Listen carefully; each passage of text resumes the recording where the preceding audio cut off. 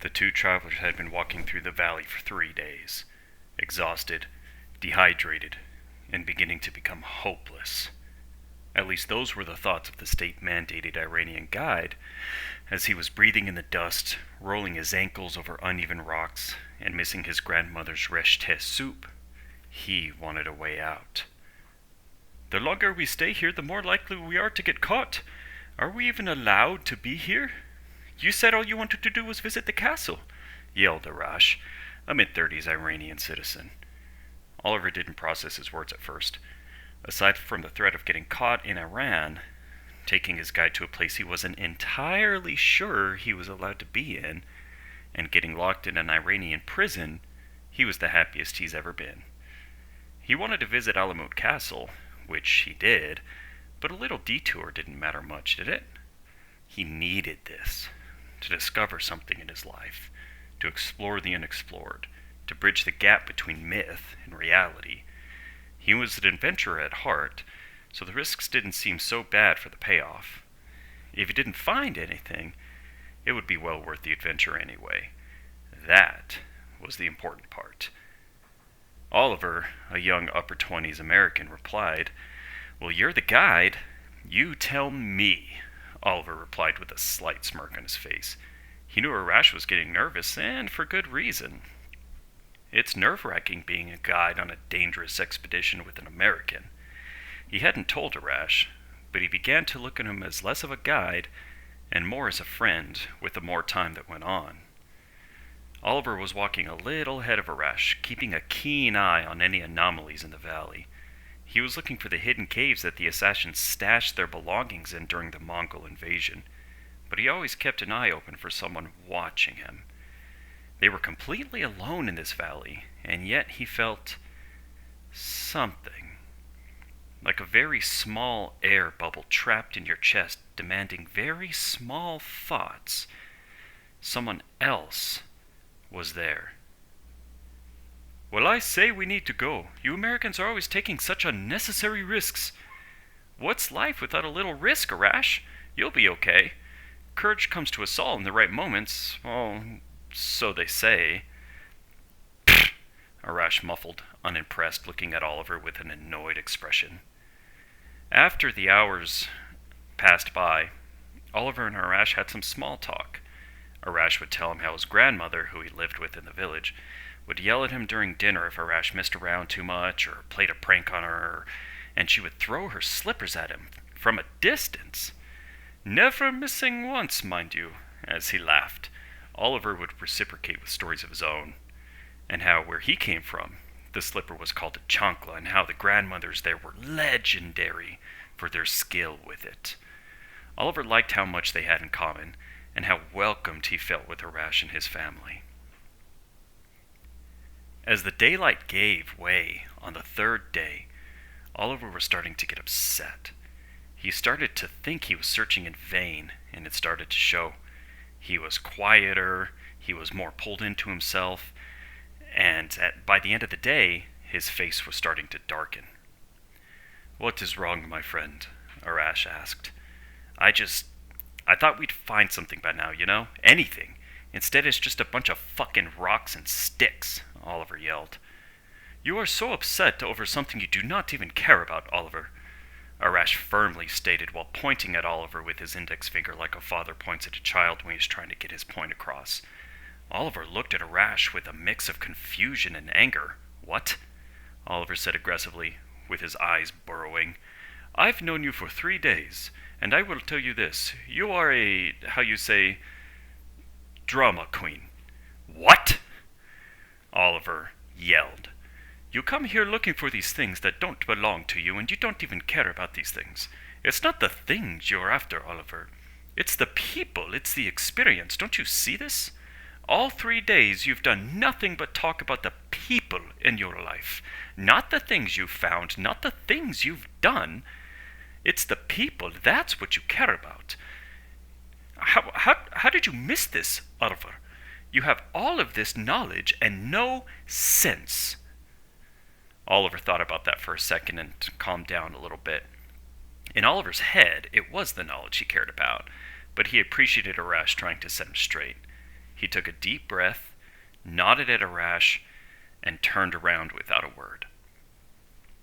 Oliver immediately started to look for a good place to set up camp. They'd been going back and forth in this valley, and he felt like he had searched every single inch of it. He found a flat area near the base of the mountain. It looked somewhat like a semicircle, perfect for setting up a little tent. As he walked through it, he heard Arash started yelling in his native language at a bug that was hovering around his face. Oliver walked over to the small outing and dropped his bag. He felt relief wash over him, dropping a 75-pound bag. He took a deep breath as the bag rattled to the ground. The two would often go back to the village at night, but tonight, and the 2 nights they had in front of them, they were too far in this valley to go back home. Oliver kneeled next to his bag to begin untying the tent when something at the very bottom right-hand corner of his eye caught his attention. At the very bottom of the rock face, right before the mountain gave way to dirt, was a small, almost indistinct carving. He got lower to the ground, laying on his stomach and ignoring all the small rocks and sticks scratching at him through his clothes. He squinted his eyes. It was faded, very faded, eroded, but still man-made. Intentionally hidden, he thought, just as the legend said. If a person wasn't this close to it, they would miss it. Oliver strained his eyes to look. It had 2 lines coming from the center at a horizontal angle, and they sharply angled down at 45 degrees about halfway through. In the middle was a simple vertical line that the 2 horizontal lines emanated from. An eagle!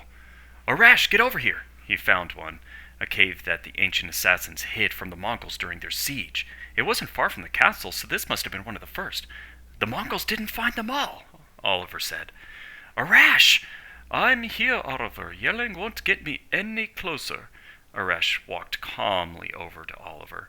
We found one, Oliver pointed to the small carving near the ground. Arash, being scared of caves, nonchalantly said, Well, that could be anything. Besides, we need to set up camp. Camp can wait, Oliver said. His heart was pumping harder than it ever had before. Well, that's all well and good, Oliver. But where is the entrance?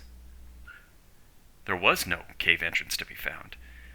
Just this solid rock at the base of the mountain.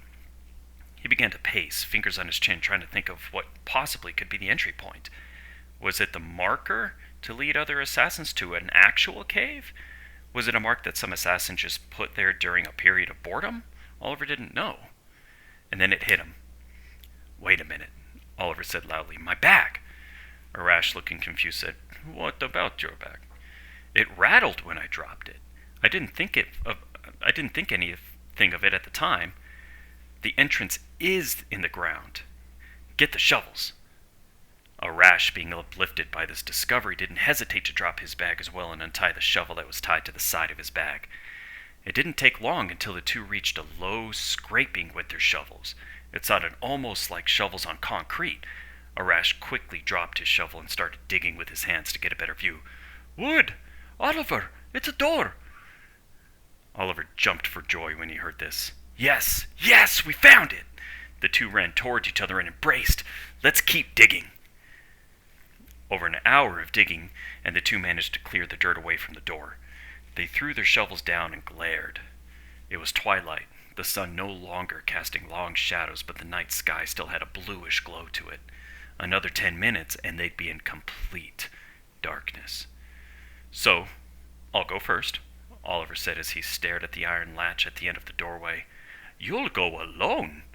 I'm not going in there, Arash demanded. Oh, come on, Arash. You're telling me after the 3 days and the way you squealed when we found the door, you're not coming with me? We found the door. That's all we need to do. We can report it and go home heroes or whatever it is you're looking for. Oliver looked at Arash with an annoyed expression, the same type of expression Arash looked at Oliver with earlier. Arash took the hint. Look, we do not know what's in there, and I intend to live. Aren't you even a little worried? Oliver paused for a long moment. The truth was, yes, Oliver was worried. Spiders, snakes, traps. What he was most worried about was not trying, going home a failure. not doing everything in his power not to find something. He thought about the airport, when he was lost and feeling afraid, as he is now. Arash surprised him by walking up to him and telling a joke to lighten the mood.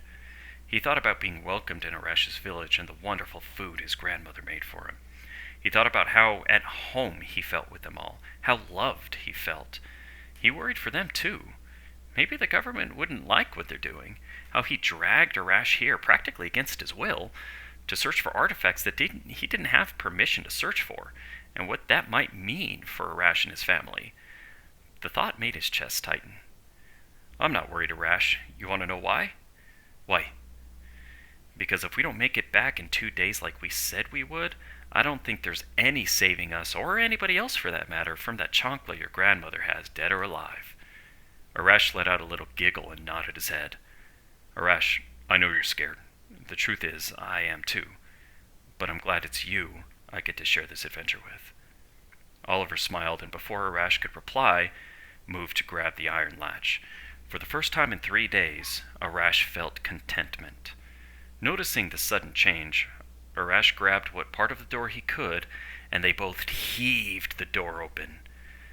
A harsh gust of wind and dirt came out from the cave as soon as it was forced open. The door hinges squealed louder than they ever thought possible, and the door, opening from horizontal to vertical, slammed against the base of the mountain. The two coughed, turned on their flashlights, and looked down the dusty, dark cave entrance. The time had come to put their money where their mouth was.